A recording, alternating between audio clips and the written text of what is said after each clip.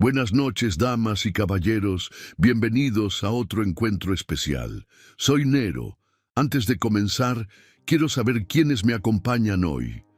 Comenten desde dónde están viendo y qué hora es por allá. Bueno, vayamos con el primer relato.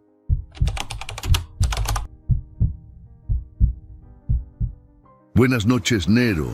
Me llamo Verónica y quiero contarte algo que me pasó cuando trabajaba en recursos humanos en una empresa de logística. Todavía me cuesta trabajo hablarlo, porque en ese entonces sentía que todo estaba bajo control, que mi vida era rutinaria y segura. Tenía un horario fijo, entraba todos los días a las 8 de la mañana y salía a las 6 de la tarde. Era un trabajo aburrido, sí, pero pagaba bien y me permitía tener cierta estabilidad. No imaginaba que algo tan cotidiano como mi oficina podría convertirse en un lugar de miedo. Desde el primer día que entré a trabajar, noté que mi jefa, Alma, era extremadamente estricta. Revisaba cada minuto que pasábamos frente a la computadora, incluso nos pedía reportes de tiempos muertos, como si no tuviéramos derecho ni a respirar. Decía que la productividad era lo más importante, pero yo sentía que había algo más detrás de su manera de mirarnos, como si cada movimiento fuera analizado. Había escuchado rumores de que vigilaba las redes sociales personales de algunos empleados, aunque nadie tenía pruebas concretas. Con el tiempo, la situación fue empeorando. Alma empezó a aparecer en los lugares menos esperados: pasillos, estacionamiento, hasta la salida del metro. Era como si supiera siempre por dónde pasábamos. Mis compañeras y yo nos reíamos nerviosas, diciendo que era una control freak, pero en el fondo sabíamos que su comportamiento no era normal. A veces me quedaba trabajando hasta tarde y podía sentir su mirada detrás de la puerta de cristal, aunque no entrara ni dijera nada. Una tarde, cuando ya casi no quedaba nadie en la oficina, fui al baño de mujeres. Estaba revisando mi celular cuando noté algo extraño en una de las rejillas de ventilación. Era un puntito rojo diminuto, apenas visible. Me acerqué y vi que no era un sensor de humo ni nada parecido. Mi corazón empezó a latir muy fuerte. Me di cuenta de que era una cámara pequeña, del tamaño de un botón. Me quedé paralizada sin saber qué hacer.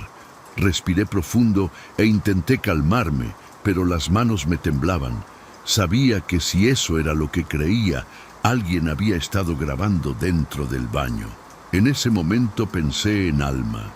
Era la única con acceso a todo el edificio y la única capaz de instalar algo así sin que nadie lo notara. Salí del baño tratando de actuar normal, aunque sentía que mi cara me delataba. El aire se volvió pesado, como si todos supieran algo que yo apenas estaba descubriendo. Esa noche no pude dormir. Cerraba los ojos y veía esa lucecita roja prendida, vigilante, metiéndose en un espacio que debería ser íntimo. Me levanté varias veces a revisar las ventanas, revisar la puerta, como si alguien fuera a entrar en cualquier momento. Lo peor era que no sabía si había más cámaras, si también estaban en la sala de juntas, en el comedor, incluso en los vestidores. Mi mente empezó a imaginar lo peor. Me metí al sitio interno de la empresa, buscando en los registros de mantenimiento, pero no encontré nada relacionado con seguridad o vigilancia reciente. Al día siguiente llegué temprano y fingí que todo estaba normal. No quería levantar sospechas. Me costaba trabajo concentrarme. Revisaba los correos y archivaba papeles de forma mecánica. Alma pasó junto a mí 2 veces. La primera, ni me volteó a ver. La segunda, me sonrió como si supiera algo. Esa sonrisa me revolvió el estómago. Fue una sonrisa lenta, incalculada, sin calidez. Me dieron ganas de pararme y gritarle, pero no tenía pruebas. Solo tenía miedo. Un miedo que me empezó a crecer en el pecho como una bola caliente. A la hora de la comida, bajé al comedor y busqué a Mariana, una compañera del área de facturación.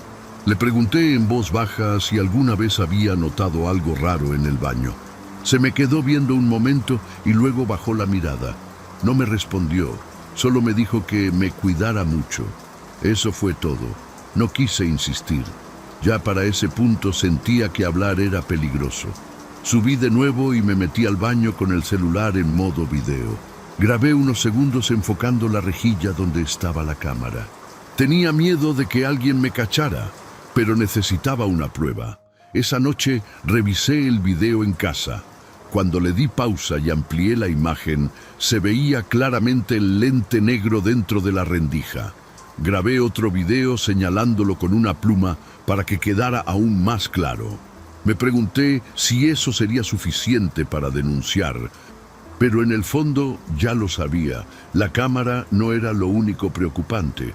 Lo que me daba verdadero terror era la idea de que alguien había estado mirando, que esas grabaciones existían, que tal vez hasta ya las habían compartido, y sobre todo, que Alma sabía que yo ya lo sabía. No habían pasado ni 2 días desde que grabé eso, cuando empecé a notar cosas raras.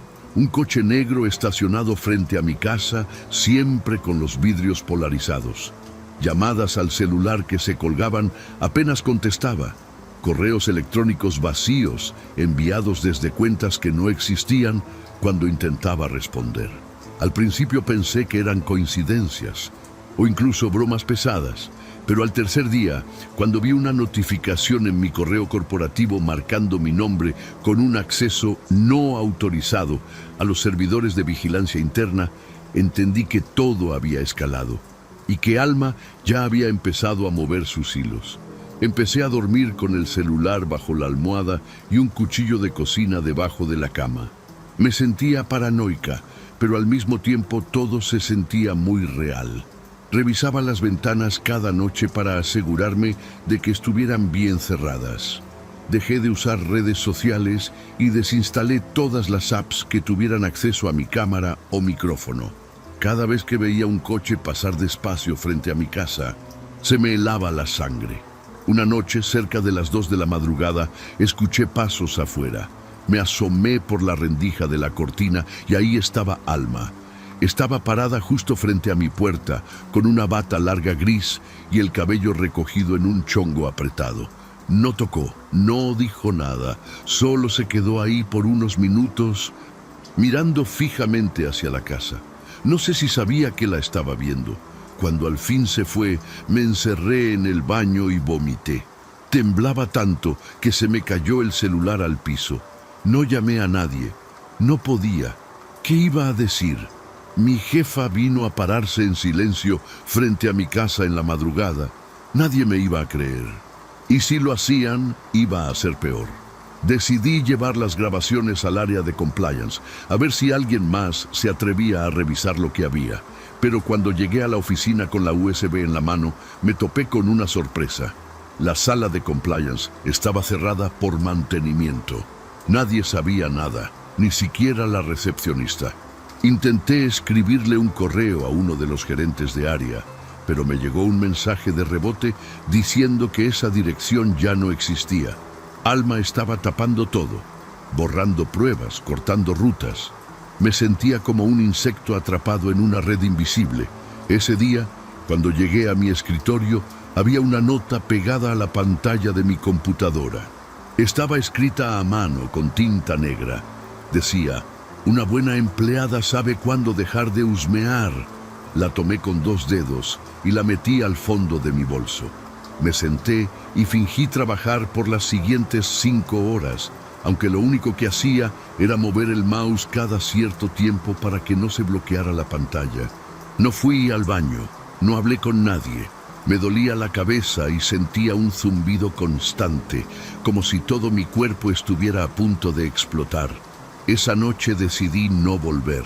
Me fui directo a casa, empaqué una mochila con lo necesario y me fui a casa de mi hermana en Puebla.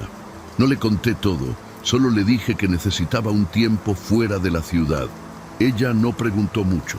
Me quedé ahí varios días, sin prender la computadora y evitando revisar el celular más de lo necesario.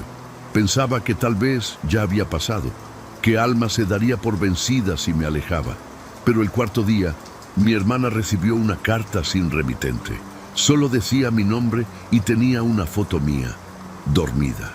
En su casa, cuando vi la foto, se me cayó el alma al suelo. Era yo, dormida en la cama de visitas, tapada con la misma cobija de flores que mi hermana me había dado la noche anterior. No había forma de que esa imagen fuera antigua o manipulada. La foto estaba tomada desde dentro del cuarto, desde una esquina cercana al buró. Nadie había entrado, nadie había forzado cerraduras. Le pedí a mi hermana que no dijera nada, que no comentara la carta, y le inventé que alguien me estaba chantajeando por una relación pasada. Me creyó, o al menos fingió creerme. Esa misma noche me metí al baño con el celular, cerré con seguro y marqué a un amigo que trabaja en seguridad digital. Le conté parte de lo que pasaba y le mandé la foto. Me dijo que lo más probable era que alguien hubiera instalado una microcámara en el cuarto. Revisé cada rincón, cada enchufe, cada lámpara. Y sí, detrás del espejo de cuerpo completo había un hoyo diminuto, como si le hubieran retirado un tornillo. Metí una pinza y sentí algo metálico. Era otra cámara, igual a la del baño en la oficina. La misma tecnología. Volví a la Ciudad de México al día siguiente. Ya no tenía miedo, tenía rabia. Entré a la oficina sin decir nada, con lentes oscuros y el corazón latiendo con fuerza. Me dirigí directo al área de sistemas. Sabía que ahí estaba Hugo, un analista con el que alguna vez tomé un curso de Excel avanzado. Le pedí ayuda con una excusa sencilla: recuperar unos respaldos viejos de personal. Cuando me dejó pasar a su computadora, aproveché para entrar rápido a una carpeta escondida que alguien me había mostrado una vez por accidente. Administración de dispositivos internos. Ahí estaban los registros. Había decenas de archivos con nombres como WC01, Sala 02, Vestidor A, todos con fechas, horarios, duraciones, videos. No los abrí, no podía, solo los copié a mi USB. Salí del área como si nada, agradeciéndole a Hugo su ayuda. Me fui directo a un cibercafé a unas cuadras. Desde ahí envié todo a un correo temporal que había creado y luego lo mandé a varias direcciones de medios y oficinas de derechos humanos. No usé mi nombre. No volví a mi casa. Esa noche dormí en un hotel cerca del aeropuerto. Sabía que había cruzado un límite. Sabía que Alma no se iba a quedar quieta. No me equivoqué. A las 3:45 de la madrugada, alguien trató de entrar a la fuerza a mi habitación. Golpes secos en la puerta, primero suaves y luego más violentos. Llamé a recepción, pero nadie contestó. Me atrincheré en el baño con una silla trabada contra la manija y marqué al 133, el número de emergencias de la ciudad. Tardaron más de 20 minutos en llegar. Cuando subieron, no había nadie en el pasillo. La cámara del hotel, según dijeron, no estaba funcionando ese día por mantenimiento. Por dentro, supe que esa noche había tenido suerte. Después de esa noche en el hotel, no volví a quedarme en un solo lugar por más de 2 días. Usaba nombres falsos, pagaba en efectivo, evitaba cualquier conexión a internet pública. Era como vivir en fuga, pero al menos seguía viva. A las pocas semanas empezaron a circular notas en redes sobre un escándalo en una empresa de logística. Grabaciones ilegales, acoso laboral, violaciones a la privacidad. No se mencionaban nombres, pero reconocí la fachada del edificio en una de las imágenes filtradas. La nota desapareció de todos los portales al día siguiente. La limpieza fue inmediata. Lo más extraño fue que Alma no fue despedida, tampoco investigada. Apareció en una entrevista semanas después, hablando sobre liderazgo y eficiencia en ambientes corporativos. Sonreía como si nada hubiera pasado. Me di cuenta de que no se trataba solo de ella. Había más gente involucrada, más intereses, más silencio comprado. Yo ya no tenía cómo enfrentar eso. Solo me quedaba no regresar. Apagué mi celular definitivo y comencé a trabajar en un taller de costura con un nombre distinto. me volví invisible. Aprendí a caminar sin mirar a nadie a los ojos. Me convertí en mi propia sombra. Una tarde, mientras estaba ordenando unas telas en el taller, una señora mayor me preguntó si me llamaba Verónica. Sentí un frío inmediato. Le dije que no, que se había confundido. Me sonrió y me dijo: «Ah, disculpa, es que te pareces a alguien que conocí hace tiempo». Muy valiente, pero muy terca. No supe cómo reaccionar. Esa misma noche renuncié y me fui de ese lugar también. Entendí que no importa cuánto te escondas, si alguien realmente te quiere encontrar, lo hará, y que en ciertos círculos de poder el castigo nunca es para el culpable, es para el que se atreve a hablar. No guardé copias de los videos, ni de los correos, ni de los mensajes. Todo lo eliminé, no por miedo, sino por instinto. A veces, mientras camino entre gente, siento que alguien me sigue. No volteo. He aprendido a no dar señales. Otras veces escucho ese zumbido en los oídos que sentía en la oficina, ese que llegaba antes de que pasara algo malo. No estoy loca. Lo viví, lo vi. Nadie me lo contó. Y lo más doloroso es saber que aún sigue pasando, solo que ahora las cámaras están mejor escondidas. Y la gente como Alma, más protegida que nunca. Aunque cambié de nombre, de ciudad y de vida, aún hay noches en las que me despierto con la sensación de estar siendo observada. A veces, en ese momento entre sueño y vigilia, creo ver esa sonrisa de Alma en la oscuridad, esperándome, como si supiera exactamente dónde estoy. Y entonces recuerdo que no se trata de si volverá o no. El verdadero miedo es aceptar que, desde que vi esa cámara, ya nunca volví a ser libre. Porque hay ojos que, una vez que se posan en ti, no se cierran jamás.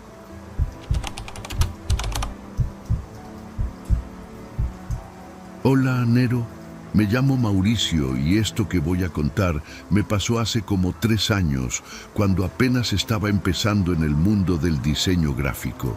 Fue en mi primer trabajo de oficina, en una agencia chiquita, medio escondida por la colonia Doctores en la Ciudad de México. Yo tenía 23 años. Estaba nervioso pero emocionado. Ahí fue donde conocí a Iván, un señor ya grande, como de unos 50 y tantos. Siempre andaba de camisa blanca y pantalones oscuros, bien planchados. Era de esos tipos que te tratan con paciencia y te explican todo sin hacerte sentir tonto. Iván me cayó bien desde el primer día. Me ayudó a entender cómo se manejaban los archivos del servidor interno, cómo hablar con los clientes sin sonar inseguro, y hasta me invitaba a comer a veces. Hablaba de sus hijos, aunque nunca enseñaba fotos, y de su esposa, que según él, vivía fuera. Era raro, pero no me importaba. A mí me gustaba tener a alguien así en la oficina. Se sentía como tener un mentor. Los demás compañeros lo respetaban, pero nadie parecía muy cercano a él. Yo sí. Incluso llegué a contarle cosas personales, cosas que ahora me arrepiento de haber compartido. Todo empezó a sentirse raro una tarde como cualquiera. Era un martes, como a las 7 de la noche. Me había quedado un poco más para terminar un proyecto y fui al baño antes de salir. Al regresar, escuché la voz de Iván desde su cubículo. Estaba hablando por teléfono. Me detuve, no sé por qué. No era por chisme, fue algo en su tono. No sonaba como él. Decía cosas como: sí, ya está listo, lo está haciendo bien, no sospecha nada. Y luego dijo mi nombre. Mauricio se está comportando tal como lo predijimos. Me quedé congelado. Sentí un vacío en el estómago, como si me hubiera tragado una piedra. Me asomé lentamente, tratando de hacer el menor ruido posible. Iván no me vio. Tenía los audífonos puestos. Hablaba bajito, pero con claridad. Lo último que alcancé a oír antes de que colgara fue: es parte del experimento, lo documentaremos todo. Me regresé a mi lugar como si nada. Fingí que apenas llegaba del baño. Mi corazón no dejaba de latir con fuerza y mis manos temblaban. Intenté actuar normal, Pero todo se me cayó de las manos, literal. Derramé el café sobre mi libreta. Iván me miró y solo dijo: «Todo bien, Mauricio. A veces uno se pone nervioso sin razón». Esa noche no pude dormir. Pensaba una y otra vez en lo que había oído. ¿Qué experimento? ¿Por qué decía que yo no sospechaba nada? Me sentía estúpido por haber confiado tanto en él. Al día siguiente intenté evitarlo, pero era imposible sin que se notara. Él actuaba como si nada hubiera pasado. Incluso me llevó un café, como si fuéramos amigos de siempre. Yo ya no podía mirarlo igual. Y lo peor fue que esa misma noche, como a las 11:20, me llegó un correo, desde mi propia cuenta. El asunto decía: «Tú no eres tú». Abrí el mensaje y adentro había una foto mía, tomada desde afuera de mi ventana esa misma tarde. Me quedé paralizado viendo la foto. Era yo sentado en el sillón de mi cuarto con la laptop en las piernas. La imagen estaba tomada desde la calle, a través de las persianas entreabiertas. No recuerdo haber visto a nadie afuera esa tarde. El cuerpo se me heló. Lo primero que hice fue revisar la dirección del remitente, pero era la mía. No tenía sentido. Entré a la bandeja de enviados y no había nada. Era como si alguien hubiera usado mi cuenta sin dejar rastro. Cambié la contraseña de inmediato, pero ya era tarde. A los pocos minutos llegó otro correo. Este segundo mensaje tenía un tono distinto. Solo decía: «¿Te gustaría que tus papás vieran lo que haces cuando estás solo?». Esa frase me apretó el pecho. Sentí miedo de verdad. Pensé en mis papás, en su casa allá por Tláhuac, en que ellos no tenían idea de nada. Nunca los había metido en mis problemas. Me sudaban las manos. Fui al baño y me quedé ahí encerrado, mirando mi reflejo en el espejo. Me pregunté si estaba volviéndome loco, si estaba exagerando todo, si quizás solo era una broma de mal gusto. Pero nadie tenía acceso a mi cuenta. Nadie. Los días siguientes fueron una pesadilla. Los correos llegaban a diferentes horas, casi siempre por la madrugada, como entre las 2:30 y las 4, siempre con fotos nuevas. Una vez era una foto mía dormido, otra, una de mi celular desbloqueado mostrando mensajes privados. Incluso llegó una imagen de mi mamá saliendo del mercado, sola. Esa me hizo vomitar. Fui a la policía a levantar una denuncia, pero me dijeron que sin pruebas más claras no podían hacer mucho. Un agente me dijo que probablemente era un ataque virtual y que revisara mis dispositivos. Lo hice. No encontré nada raro. Pensé en Iván, pero no quería acusarlo sin pruebas. Sin embargo, ya no confiaba en nadie. Lo observaba de lejos en la oficina. A veces me parecía que él me veía con cierta satisfacción, como si supiera lo que me estaba pasando. Y cada vez que lo veía con el teléfono, me invadía una sensación de asco. Un día lo seguí discretamente cuando salió a fumar. Caminó hacia una papelería que estaba a unas calles, pero no entró. Solo se quedó parado afuera, escribiendo en su celular. Me escondí detrás de una camioneta. De pronto volteó directo hacia donde yo estaba, como si supiera. No aguanté más y pedí una semana de descanso en el trabajo, inventando que tenía que cuidar a mi mamá por una cirugía. Me encerré en mi departamento y tapé todas las ventanas con cartón. Apagué el celular y solo encendía la laptop para revisar si llegaban más correos. Ya no podía confiar en nadie. Me sentía sucio, expuesto, como si alguien estuviera viendo cada segundo de mi vida. Me empecé a obsesionar con revisar todos los enchufes, los focos, incluso el interior de los cuadros. Pensé que quizás había cámaras escondidas. No encontré nada, pero el miedo no bajaba. El viernes por la noche, como a las 11:45, me llegó un correo distinto. No tenía asunto, solo un archivo adjunto en formato de audio. Lo descargué, aunque todo mi cuerpo me decía que no lo hiciera. Lo abrí con los audífonos puestos. Era una grabación con ruido blanco de fondo, como si fuera una llamada intervenida. Y entre todo ese ruido se escuchaba mi voz. Estaba hablando con Iván. Era una conversación real, una que habíamos tenido semanas antes, en la oficina, cuando le conté que me costaba dormir y que a veces pensaba que me espiaban. Al escuchar eso, sentí que la cabeza me iba a explotar. ¿Cómo alguien había grabado esa plática? ¿Cómo lo habían hecho sin que ninguno se diera cuenta?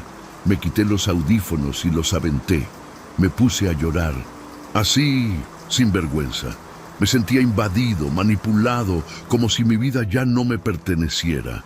Esa noche no dormí, ni siquiera me acosté. Me quedé sentado en la cocina, con un cuchillo en la mano y todas las luces encendidas. Tenía miedo de cerrar los ojos. Sentía que si me dormía, algo iba a pasar, como si al despertar ya no fuera yo. El sábado en la tarde fui hasta la oficina aunque seguía de descanso. No había nadie más, solo el portero. Le dije que olvidé una USB y me dejó pasar. Fui directo al escritorio de Iván. Revisé los cajones rápido, sin mucho orden. Había libretas con dibujos extraños, como esquemas de redes neuronales, gráficos con fechas y flechas apuntando a nombres. El mío estaba varias veces.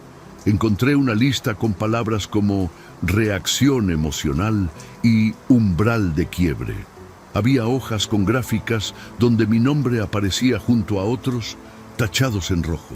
No sé por qué, pero sentí que esos nombres eran personas antes que yo. En la parte de abajo del último cajón encontré una caja de madera cerrada con candado. No pude abrirla. Me la llevé. Me sentía como un ladrón, pero ya no me importaba. Al llegar a mi casa la abrí con un martillo. Adentro había una carpeta con más fotos, muchas. Algunas mías, otras de otras personas que no reconocí. Algunas parecían tomadas en la misma oficina, otras en casas distintas. También había notas impresas, conversaciones de correo entre Iván y alguien que firmaba con las siglas TG. En una de esas conversaciones, Iván decía: "Este está respondiendo mejor que los anteriores". Fue ahí cuando entendí. Yo no era el primero. No sé cuántos más habían pasado por lo mismo. No sé si estaban vivos. Sentí una urgencia por salir de ahí, por correr a algún lado, pero me detuve. Guardé todo de nuevo en la caja. Tomé fotos con mi celular de cada hoja, cada documento.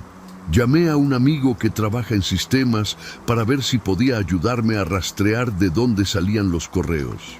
Me dijo que los enviaban desde una IP enmascarada que usaba protocolos internos de la empresa. Básicamente, alguien desde adentro estaba usando herramientas que no deberían estar disponibles para empleados normales.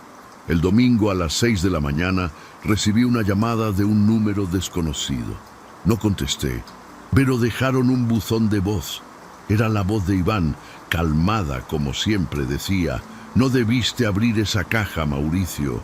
Esto ya no se puede detener. De verdad lo siento". Luego colgó.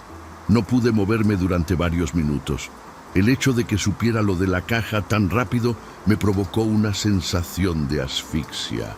Tenía que salirme de ahí. Metí la caja y mi laptop en una mochila y me fui directo a casa de mis papás. No les dije nada, solo les dije que me sentía mal. Esa misma tarde le mandé todo a mi amigo de sistemas. Le pedí que hiciera una copia de seguridad y me ayudara a guardar la información en un lugar seguro. Le conté todo. Al principio pensó que estaba exagerando, pero después de ver los correos, las fotos y las notas, su cara cambió por completo. Me dijo que tenía que denunciarlo, que esto era serio, pero yo tenía miedo. Iván sabía todo de mí, mis horarios, mi familia, mis costumbres, y si no era solo él, si había más gente involucrada, denunciar podía significar que pusiera a todos en riesgo. La paranoia ya no me dejaba pensar con claridad. Una noche escuché pasos afuera de la casa de mis papás, cerca de las 2:40 de la madrugada. Me asomé por la ventana y vi un coche negro estacionado justo frente a la entrada. No tenía placas visibles, las luces estaban apagadas. Estuvo ahí casi 20 minutos sin moverse. Luego arrancó lentamente y se fue.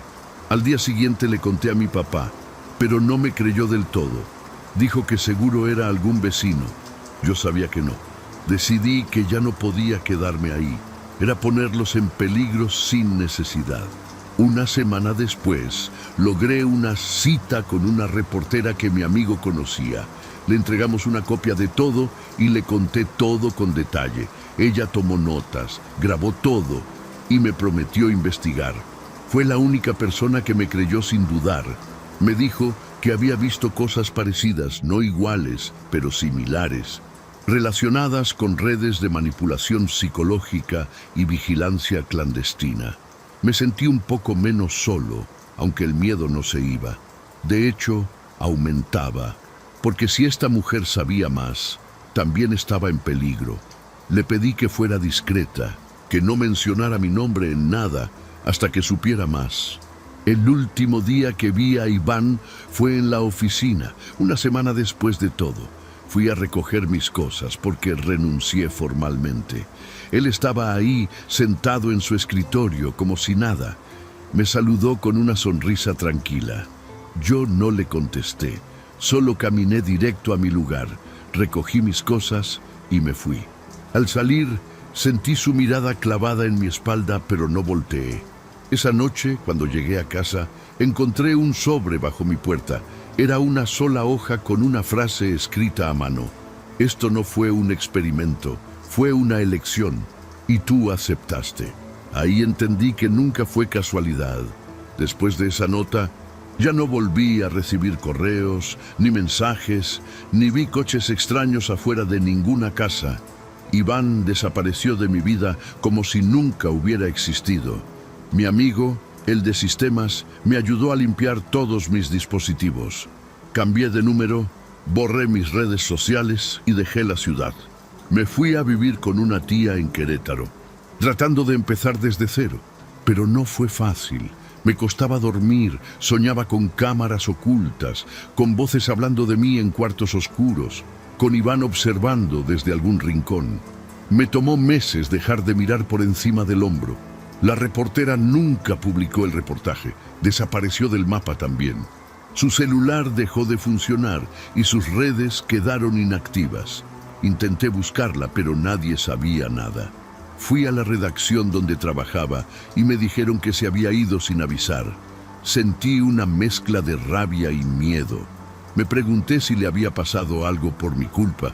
Llamé a mi amigo, le conté, y él solo dijo que teníamos que quemar la caja. Esto no lo va a detener, pero al menos no queda en nuestras manos, me dijo. Lo hicimos esa misma noche, en un terreno baldío, todo, hasta las copias. Desde entonces no he hablado de esto con nadie. Volví a trabajar, en otro giro, lejos de todo lo digital. No uso correo, no uso redes, ni siquiera uso celular inteligente. Me volví invisible a propósito. A veces pienso que eso es justo lo que querían, que me escondiera, que me apagara por dentro. Pero prefiero vivir así que volver a sentirme como una pieza en un juego que no entiendo. Todavía tengo pesadillas, sí, pero al menos ya no llegan correos. A veces creo que Iván sigue por ahí, observando a alguien más, guiando otro experimento, aunque ahora sé que eso nunca fue lo que era. Lo que más me cuesta aceptar es esa frase final, y tú aceptaste. Me la repito a veces, preguntándome qué significa realmente. ¿Acepté al confiar en alguien? ¿Al abrirme? ¿Al entrar a esa oficina? ¿O todo esto fue parte de algo que estaba decidido antes de que yo llegara? Nunca lo voy a saber, pero algo sí entendí. No todo lo que parece apoyo es ayuda, y no todo lo que se presenta como guía es amistad. A veces, las personas que más te cuidan son las que te están desarmando por dentro con una sonrisa. Iván me cuidó, pero para algo que nunca fue mío. Ya no tengo pruebas. No tengo archivos, ni fotos, ni testigos. Solo tengo esto que estoy diciendo ahora. Pero lo que viví no se borra. Está en mi memoria, en mi cuerpo, en cada vez que dudo de alguien que me habla con demasiada amabilidad. Porque aprendí algo que nunca quise aprender. Hay gente que estudia a otras personas como si fueran ratas de laboratorio. Y cuando terminas siendo tú el que está en esa jaula, solo hay una salida. Salir antes de que te convenzan de que ahí es donde mereces estar.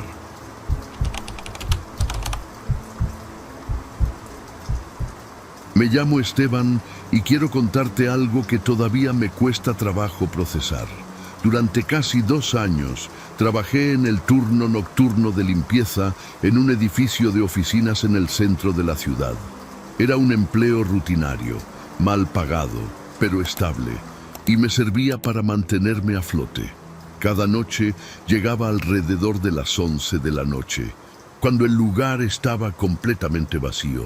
Me gustaba la tranquilidad, aunque a veces el silencio del edificio resultaba demasiado denso, como si las paredes guardaran secretos que uno no debía escuchar.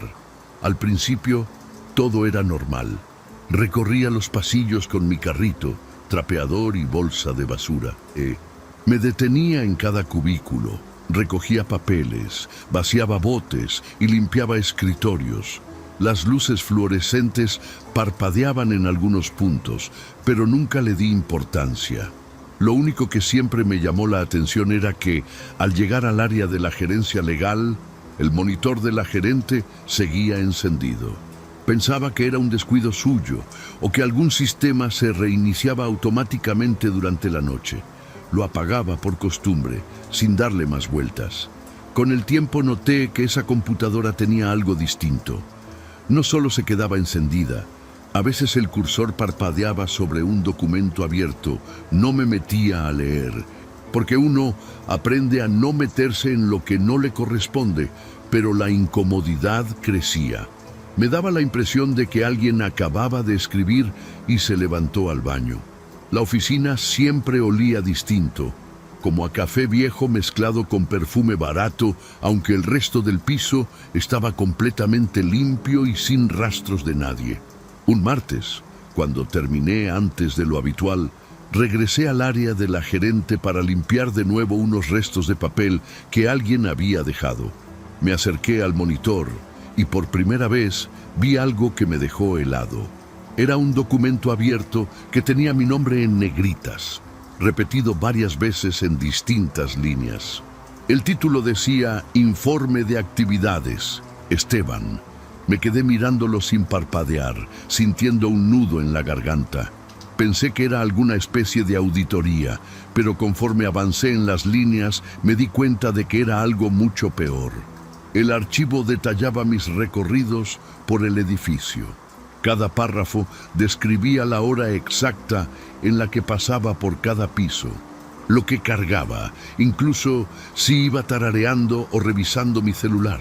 Todo estaba registrado como si alguien me estuviera siguiendo con cámaras ocultas, minuto a minuto. Lo más perturbador era que, al final de cada entrada, había frases extrañas como contacto confirmado o preparar entrega.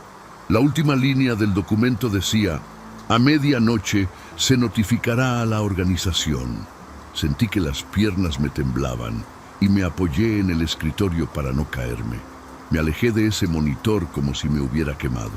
Sentía el estómago revuelto y una presión en el pecho que no me dejaba respirar bien. Revisé el reloj, eran las 11:53 de la noche. Me faltaban apenas 7 minutos para que esa supuesta notificación se realizara. Corrí al baño del fondo, cerré la puerta con seguro y me metí al último cubículo. Me subí al retrete y apagué mi celular. Me quedé ahí sin hacer ruido, intentando escuchar si alguien más caminaba por los pasillos. El silencio era tan espeso que cualquier crujido me hacía sudar. Pasaron unos 15 minutos y como no escuché nada, salí con cuidado. Me sentía expuesto, como si cada cámara del edificio estuviera apuntándome. Fui directo al cuarto de mantenimiento, donde sabía que había un monitor de seguridad. No tenía acceso a todos los pisos, pero algo podía revisar. Cuando lo encendí, me di cuenta de que varias cámaras del tercer piso, justo donde estaba la oficina legal, habían sido desconectadas. En lugar de imagen, había una pantalla negra con la palabra offline parpadeando. Solo una cámara seguía activa. Apuntaba a la entrada principal del edificio y fue ahí donde lo vi. A las 12:04 de la madrugada, un hombre con bata blanca entró por la puerta principal. No parecía un guardia ni un trabajador. Caminaba con una seguridad inquietante, como si supiera exactamente a dónde ir. Llevaba un maletín metálico en la mano derecha y un radio pegado al hombro. No miraba a los lados. No dudaba. Yo lo seguía con la mirada desde el monitor, sintiendo que cada segundo era una cuenta regresiva. Apagué la pantalla y me escondí detrás de una de las estanterías del cuarto, tratando de controlar la respiración. El sonido de sus pasos era seco y medido, y cada vez se oía más cerca. El cuarto de mantenimiento tenía una rendija en la parte baja de la puerta, y por ahí vi cómo su sombra se detenía justo frente a la entrada. No tocó, no intentó abrir, solo se quedó ahí, en silencio. Tal vez me estaba escuchando. Pasaron casi 2 minutos que se sintieron como horas. De pronto, sus pasos se alejaron. Lo escuché subir por las escaleras y supe que iba directo al 3er piso. No entendía por qué se había detenido justo en donde yo estaba escondido, pero lo agradecí. Esperé unos 15 minutos más antes de salir. Tenía claro que no podía quedarme ahí. Subí con cuidado al vestíbulo principal y crucé hacia los elevadores. No los usé. Preferí bajar por las escaleras de emergencia, piso por piso, mirando sobre mi hombro a cada momento. Al llegar al estacionamiento noté algo raro. Un auto negro, de esos que parecen blindados, estaba estacionado frente a la puerta del sótano. Dentro había alguien fumando, con las luces apagadas. No me detuve a investigar. Corrí hasta la caseta del vigilante, pero estaba vacía. El monitor de seguridad tenía la misma palabra, offline. Salí del edificio por la reja lateral, la que casi nadie usaba y que daba hacia un callejón. Estaba tan nervioso que ni me di cuenta de que había dejado mi mochila y mis llaves dentro. No me importó, solo quería alejarme de ese lugar. Caminé varias cuadras sin rumbo fijo, mirando para todos lados, esperando que en cualquier momento me alcanzara alguien de ese coche negro. Al final terminé refugiándome en una tienda de conveniencia que abre 24 horas. Me senté junto a la cafetera, temblando. El encargado me preguntó si necesitaba ayuda, pero le dije que solo estaba esperando a alguien. Estuve ahí como 2 horas. Mientras tanto pensaba en todo lo que había visto. ¿Desde cuándo me estaban siguiendo? ¿Por qué a mí? ¿Quién escribía esos informes? Intentaba recordar si en los últimos días había notado algo raro, pero fuera del monitor encendido y ese olor peculiar en la oficina, nada me había parecido sospechoso.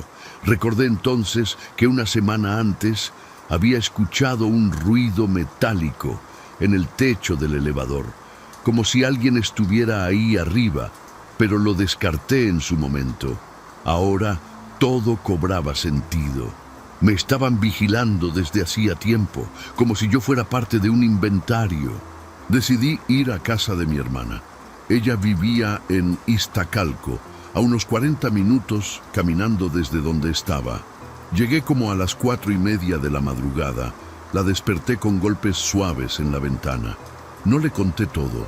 Solo le dije que había tenido un problema en el trabajo y necesitaba quedarme ahí unos días. Me dejó pasar sin preguntar más. Esa noche no dormí. Me quedé en el sillón, mirando el techo, pensando en ese documento que detallaba cada uno de mis pasos. No dejaba de imaginar al tipo de la bata blanca entrando a mi oficina como si fuera suya. Al día siguiente intenté contactar al jefe de limpieza para avisarle que no pensaba volver. No me contestó. Llamé al número de recursos humanos que venía en mi contrato, pero me dijeron que no había ninguna persona registrada con mi nombre trabajando ahí. Pensé que era un error. Fui en persona al edificio durante el día, esperando encontrar a algún compañero. Pero cuando llegué, el lugar estaba vacío, con una lona en la entrada que decía propiedad en mantenimiento, acceso restringido. Todo el piso estaba clausurado con cinta amarilla. Pregunté a un hombre de obras qué había pasado y solo me dijo que era asunto federal. Me fui caminando en silencio, con el estómago revuelto. Durante los siguientes días revisé internet, buscando información sobre mafias, desapariciones, tráfico de órganos. Encontré algunas notas enterradas en blogs olvidados, donde hablaban de una red clandestina que operaba dentro de edificios corporativos en la ciudad. Según esos textos, la red utilizaba empleados nocturnos como proyectos piloto para probar sistemas de rastreo humano. Una nota decía que los seleccionaban por su invisibilidad social, gente sin familiares cercanos, sin historial médico, sin seguros. Gente como yo. Leí cada palabra sintiendo cómo la sangre se me enfriaba más y más. Después de leer esa información, me convencí de que debía desaparecer, al menos por un tiempo. Apagué mi celular, borré mis redes y le pedí a mi hermana que no dijera nada si alguien preguntaba por mí. Me fui a vivir unos días con un amigo que tenía una casa vacía en Tepoztlán. Ahí no había cámaras, ni vecinos, ni señal constante de celular. Me sentía más tranquilo, pero seguía paranoico. Cada que un auto pasaba cerca me escondía.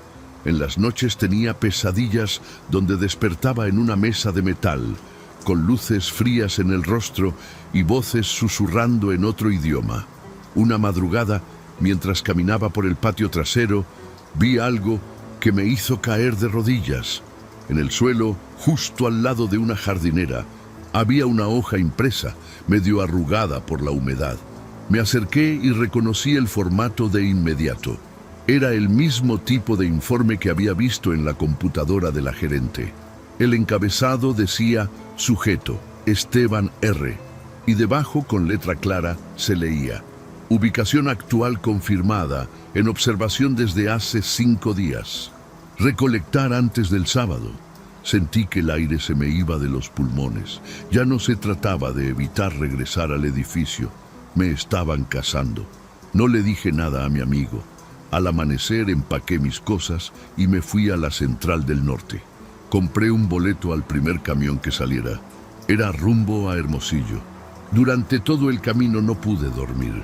Cada que el camión se detenía en una terminal, creía que subiría alguien con un radio o una bata blanca.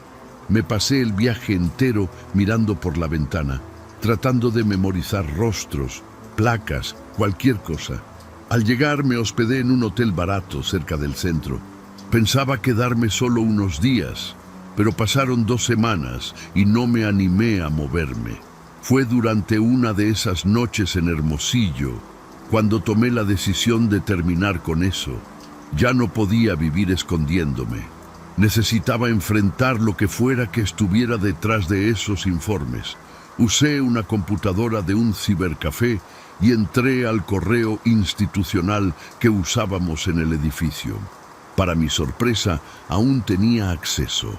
Busqué el nombre de la gerente legal y, entre sus documentos archivados, encontré un PDF cifrado con el mismo título que el archivo que vi en la oficina. Informe de actividades. Esteban. Lo descargué y usé un programa gratuito para intentar abrirlo. Tardó casi 15 minutos en descifrarlo. Cuando por fin se abrió, me encontré con más de 100 páginas. Eran registros meticulosos, hora exacta en la que entraba al edificio, cuándo iba al baño, cuánto tiempo me detenía en cada cubículo, incluso a qué hora me rascaba la cabeza o cuántas veces bostezaba. Lo más aterrador era que también había registros de mi vida fuera del trabajo. Horarios en que visitaba a mi hermana, lo que compraba en la tienda, cuánto tiempo pasaba viendo la televisión. Era como si toda mi existencia hubiera sido medida, cronometrada y almacenada. Sentí que algo dentro de mí se quebraba. Después de leer esas páginas ya no sentía miedo, sentía rabia. Era como si me hubieran arrancado la vida y la hubieran metido en un archivo frío y mecánico. Decidí hacer algo. Imprimí varias hojas clave del documento y fui directo a la policía de Hermosillo. Pedí hablar con alguien de investigaciones especiales. Al principio no me creyeron. Pensaron que era un loco más inventando teorías.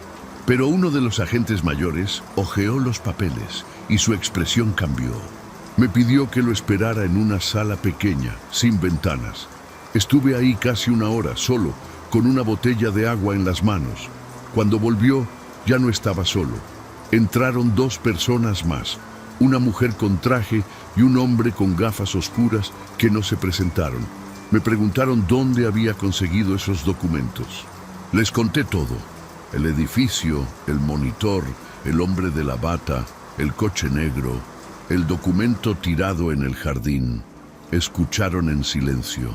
Al final, solo me dijeron que debía mantenerme bajo resguardo unos días, que ellos se encargarían del resto. Me llevaron a un lugar fuera de la ciudad, una casa con muros altos y cámaras visibles en cada esquina.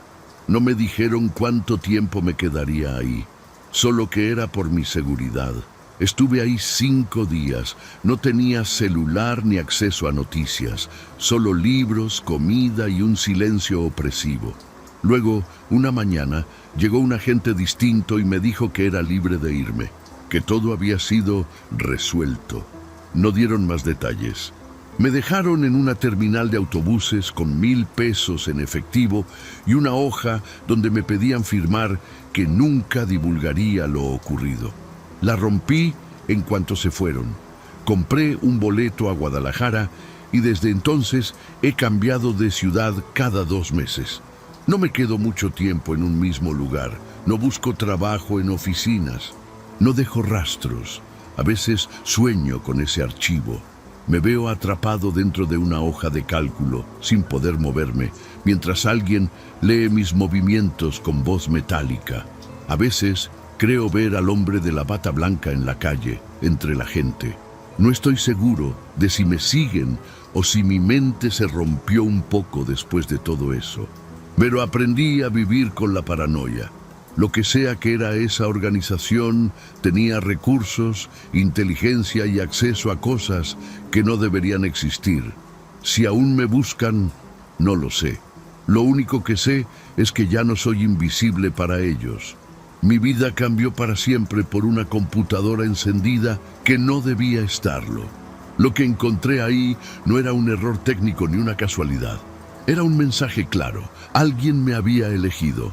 Y durante quién sabe cuánto tiempo, fui nada más que un inventario, esperando ser recolectado. Si te está gustando el video, échame la mano con un gracias o hazte miembro del canal. Así me apoyas para seguir subiendo relatos de terror todos los días. Y como miembro, también recibes beneficios exclusivos. Ahora sí, vamos con el último relato.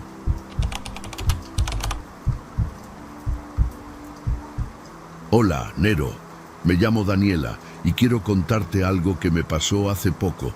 Aún no sé si fue algo real, una especie de juego retorcido de oficina o si de verdad estuve en peligro. Cuando me ofrecieron transferirme a otra sede de la empresa, lo tomé como una oportunidad para crecer y salir de la rutina. La nueva oficina estaba en un edificio antiguo del centro, con pasillos largos, techos altos y un olor permanente a humedad mezclada con desinfectante barato. Desde el primer día, algo no se sentía del todo normal. Entré a trabajar el lunes temprano, como a las 8:30 de la mañana. Me habían dicho que mi escritorio estaba en el segundo piso, cerca de la ventana. Desde que crucé la puerta principal, sentí un silencio raro, como si la gente hablara en susurros. Los empleados iban y venían con carpetas, pero ninguno me miraba directamente a los ojos. Era una sensación incómoda, como cuando llegas a un lugar donde no te quieren o no saben cómo tratarte. Aún así, traté de concentrarme en mis tareas. Conforme pasaron las horas, empecé a notar que, aunque nadie se acercaba, todos parecían observarme de reojo. Si levantaba la vista, veía que alguien giraba la cabeza o fingía mirar su computadora. A la hora de la comida me senté sola en la pequeña cafetería del tercer piso, donde las paredes tenían azulejos blancos llenos de manchas amarillas. Nadie se sentó conmigo. No había risas ni conversaciones casuales. Solo un murmullo constante, como si estuvieran compartiendo secretos en voz baja y yo no formara parte de ellos. El resto de la semana no fue diferente. Yo llegaba puntualmente a las 8:30 y me iba casi siempre después de las 6 de la tarde. Mis compañeros seguían sin dirigirme la palabra. Me hacían sentir como un fantasma, presente pero invisible. Comencé a pensar que quizá era yo quien interpretaba mal la situación, que tal vez era normal entre ellos ser tan reservados. Sin embargo, la incomodidad crecía cada día. Ese ambiente pesado se metía en mi cabeza y me hacía dudar de todo. El viernes, justo antes de salir, alguien se me acercó por primera vez. No me dijo nada, solo dejó una tarjeta blanca sobre mi escritorio y se fue sin voltear. Era una cartulina gruesa, sin logotipo ni remitente. En el centro, escrito con pluma negra, aparecía una fecha, una hora y un mensaje breve. Te toca esta vez, no te resistas. Sentí un escalofrío recorrerme la espalda. No había explicación, ni instrucciones, ni contexto. Me quedé mirando esa tarjeta sin entender qué se suponía que tenía que hacer. Guardé la tarjeta en la bolsa de mi chamarra y salí del edificio sin mirar atrás. Caminé hasta el metro sintiendo que alguien me seguía, aunque cada vez que volteaba no había nadie. Esa noche casi no dormí. Le di vueltas a la frase una y otra vez. Te toca esta vez. No te resistas. ¿Qué significaba? ¿Era una amenaza, una broma pesada, alguna especie de dinámica interna? A las 3 de la madrugada me levanté y saqué la tarjeta para verla otra vez. No había nada más. La fecha era el lunes siguiente y la hora las 11 en punto de la noche. El fin de semana lo pasé encerrada en mi departamento, revisando si encontraba algo en internet sobre la empresa, foros de ex empleados, lo que fuera. Pero no había ninguna información extraña, todo parecía normal. El lunes fui a trabajar como siempre, pero esa sensación de que algo iba a pasar no me dejaba en paz. Cada vez que alguien pasaba cerca de mí, sentía que me miraban con lástima. Alguien incluso me ofreció un café por primera vez desde que llegué. No dije nada, solo lo tomé con las manos temblorosas. Pasadas las 6 de la tarde, todos comenzaron a irse. Pero ese día nadie me deseó buenas noches ni se despidió. Solo me miraban de reojo, como si supieran que yo no iba a volver al día siguiente. Me quedé sentada frente a la computadora, fingiendo trabajar mientras veía el reloj avanzar. Las manos me sudaban y no sabía si estaba esperando algo o simplemente me estaba quedando para cumplir con esa instrucción absurda. A las 10:30 ya no quedaba nadie en el edificio, solo yo, los zumbidos de los fluorescentes y el eco de mis propios pasos. A las 11 en punto, el silencio se volvió más espeso, como si el aire se apretara dentro de las paredes. Sentí un zumbido agudo en los oídos y un escalofrío que me subió por la nuca. Me paré lentamente y caminé hacia el pasillo. Las luces parpadearon un par de veces y luego volvieron a estabilizarse. Al fondo, la puerta de la sala de juntas principal estaba entreabierta. No sé por qué, pero supe que tenía que ir ahí. Sentía un impulso extraño, como si mi cuerpo se moviera solo, como si ya hubiera hecho esto antes y simplemente lo estuviera repitiendo. Abrí la puerta y entré.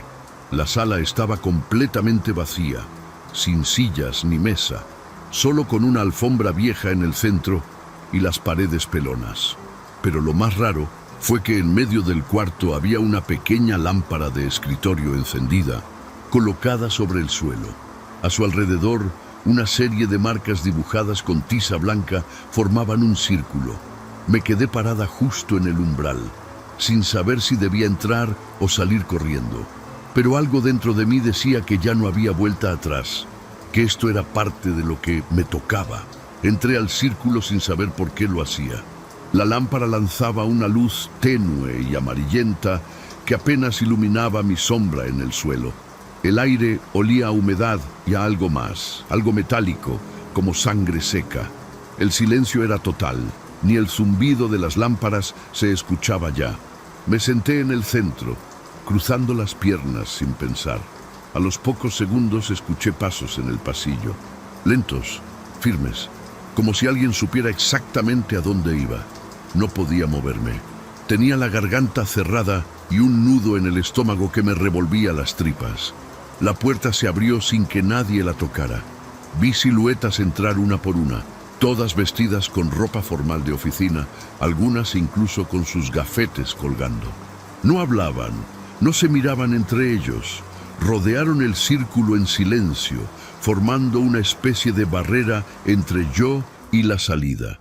Reconocí algunas caras, el de recursos humanos, una chica del área de finanzas, hasta la señora de intendencia, todos con una expresión neutra, como si esto fuera parte de su rutina.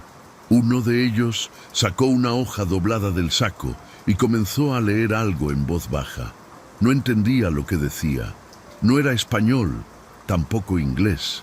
Sonaba como una mezcla de susurros, golpes secos y una especie de canto viejo, como si lo estuvieran sacando de otro tiempo.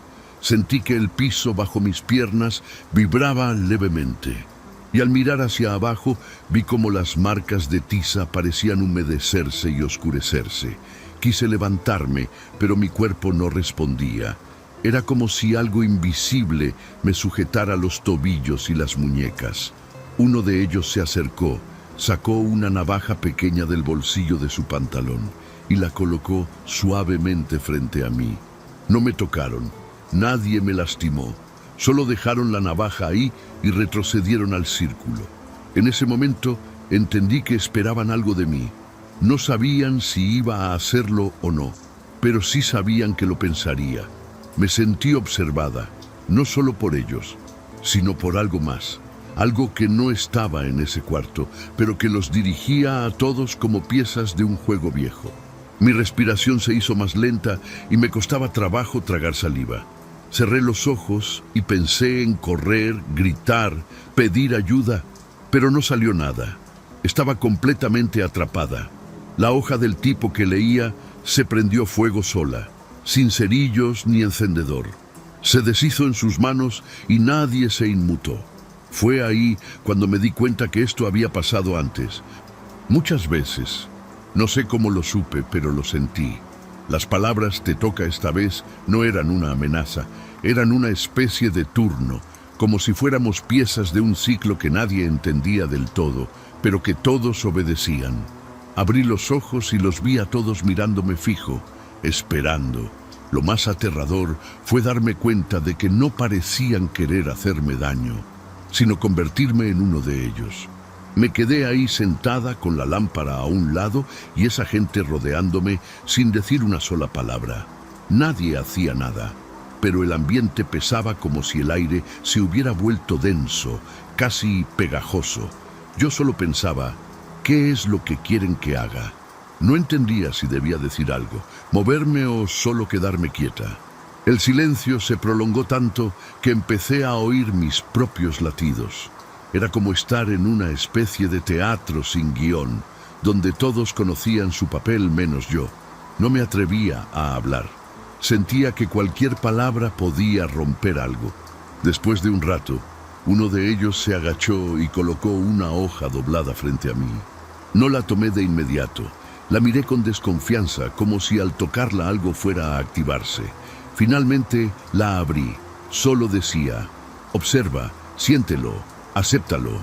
Era confuso, pero no parecía una amenaza. Volteé a verlos y todos mantenían la misma expresión, como si estuvieran esperando que yo entendiera sola.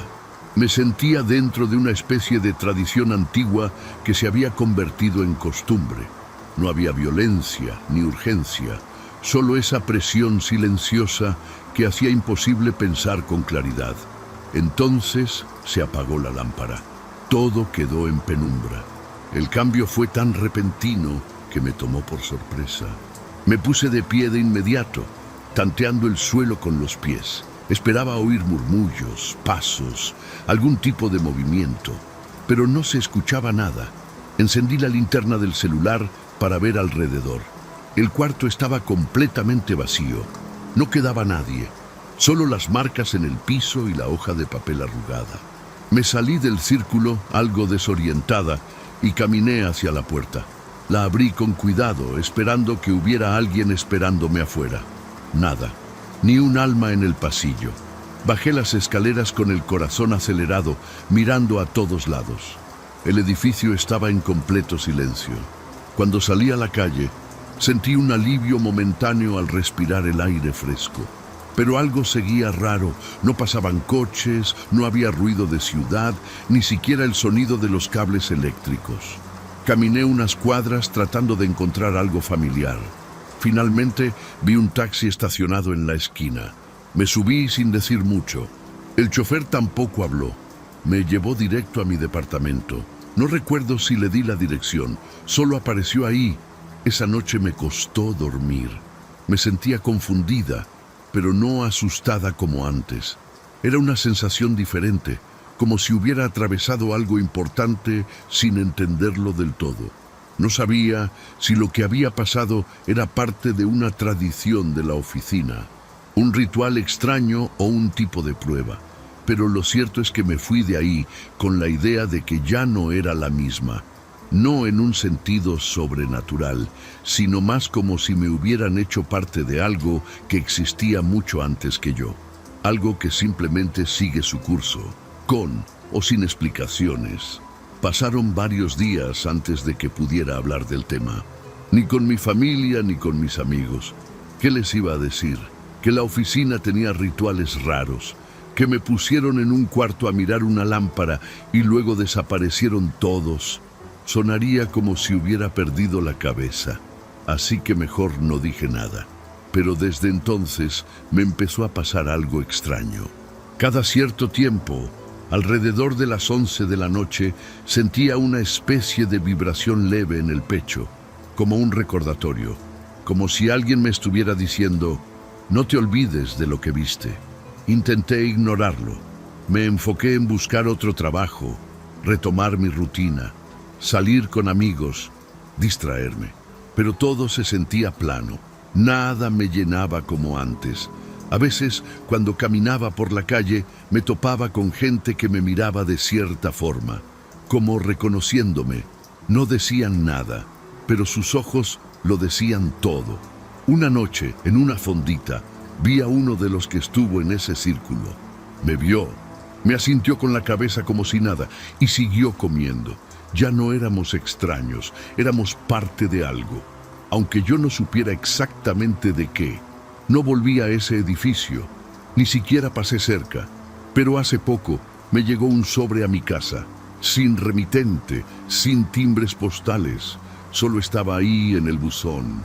Dentro venía una tarjeta blanca, idéntica a la que me dieron la primera vez. Pero esta vez no tenía fecha ni hora. Solo decía: cuando llegue el momento, sabrás qué hacer. Me senté en la mesa con esa tarjeta frente a mí por horas. No sentí miedo. Lo que sentí fue algo parecido a aceptación, como si, de alguna manera, yo ya supiera que ese momento se iba a repetir. Y lo más extraño de todo es que, con el tiempo, dejé de hacerme preguntas. No volví a buscar explicaciones, ni intenté entender el sentido de todo eso. Era como si algo en mi interior hubiera cambiado de dirección. Ahora, cuando son las 11 de la noche, me quedo despierta, sin razón, solo esperando. No sé qué estoy esperando exactamente, pero sé que cuando pase lo voy a reconocer. Lo mismo que hicieron conmigo, algún día me tocará a mí hacerlo con alguien más. No me dieron instrucciones, no las necesito. El ciclo ya está en marcha, esa oficina no era especial. No es el edificio, no son las personas, es algo más grande. Algo que se mueve a través de lugares, de rostros, de rutinas. Algo que busca seguir sin hacer ruido, sin llamar la atención. Y una vez que entras, no salís del todo. No con miedo, no con traumas, sino con la certeza de que ahora eres parte de eso. No te obligan, no te fuerzan. Solo te dicen: te toca esta vez. Y cuando llegue el momento, no te vas a resistir. Gracias por llegar hasta aquí. En la pantalla tienes 2 videos más que seguro te van a encantar, para seguir con el terror. Nos vemos en la próxima historia.